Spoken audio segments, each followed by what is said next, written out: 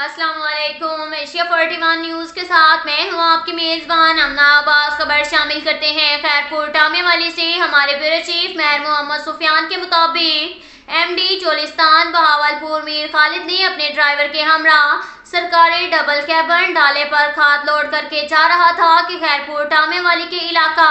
اڈا کچی پکی حدود تھانہ عنایتی میں شہریوں نے ایم ڈی چولستان بہاولپور مہر خالد کو روک لیا۔ اسی دوران شہریوں کی کال پر مقامی صحافی مہر محمد سفیان بھی موقع پر پہنچ گئے اور سرکاری ڈالہ پر لوڈ کھاد کی ویڈیو بنا لی، جس پر ایم ڈی چولستان بہاولپور میر خالد غصے میں آ گئے اور گاڑی سے نیچے اتر کر صحافی کا موبائل چھین لیا اور اسے زور سے نیچے روڈ پر پٹک دیا، جس پر موقع پر موجود شہری مشتعل ہو گئے اور ایم ڈی چولستان بہاولپور مہر خالد کی مبینہ طور پر درگت بنا دی، جس پر مہر خالد ایم ڈی چولستان بہاولپور کے دیگر ساتھی بھی آ گئے اور انہوں نے شہریوں کو تشدد کا نشانہ بنایا، جس پر ایم ڈی بہاولپور مہر خالد سرکاری ڈالہ سمیت موقع پر فرار ہونے سے کامیاب ہو گئے، جس پر مقامی صحافی نے پولیس تھانہ عنایتی میں تحریری درخواست فرنٹ ڈیسک پر جمع کروا دی، جبکہ ایم ڈی چولستان بہاولپور مہر خالد نے اپنی مبینہ چترول کا بدلہ لینے کے لیے ایس ایچ او پولیس تھانہ عنایتی بشیر احمد چاچڑ سے ساز باز کر کے اپنے ڈرائیور عابد حسین کی مدیت میں صحافیوں مہر محمد سفیان، مہر محمد عرفان اور دو شہریوں پر جھوٹا اور من گھڑت مقدمہ درج کروا دیا،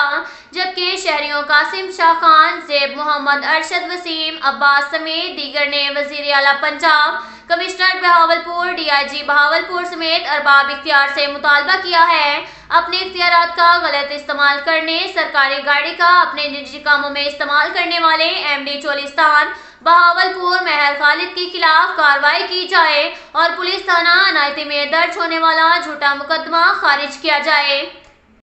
اس کے ساتھ ساتھ ایک اور خبر شامل کرتے ہیں خیرپور ٹامے والی سے۔ ہمارے بیورو چیف مہر محمد سفیان کے مطابق خیرپور ٹامے والن میں بدنام زمانہ محمد طلحہ سیال عرف فراڈیو کو جعلسازی کے جرم میں متعدد بار حوالات کی سیر کرائی گئی ہے۔ تفصیلات کے مطابق خیرپور ٹامے والی میں بدنام زمانہ طلحہ سیال، جو کہ احاطہ عدالت خیرپور ٹامے والی اسٹاف فروش کے نام سے اپنا جعلسازی کا کام کرتا ہے اور جعلی نکاح خواں بھی ہے۔ 2 نمبر کاموں کی وجہ سے طلحہ عرف فراڈیو مشہور ہے، کیونکہ نہ ہی اس کے پاس ٹام فروشی کا لائسنس ہے اور نہ ہی نکاح خواں کا۔ اس فراڈیو نے 2 نمبر کتاب رکھی ہوئی ہے، جس سے احاطہ عدالت میں بیٹھ کر لوگوں کے جعلی نکاح بھی پڑھاتا ہے۔ اس جعلسازی میں کئی بار تھانہ خیرپور ٹامے والی کی حوالات کی سیر کرائی گئی ہے۔ اتنا ہی نہیں، رجسٹری انتقال میں تحصیلدار کی جعلی تصدیق کرنے کے جرم میں بھی کئی بار بے عزت ہو چکا ہے۔ احاطہ عدالت میں بیٹھ کر کافی عرصہ سے غیر قانونی کام کر رہا ہے۔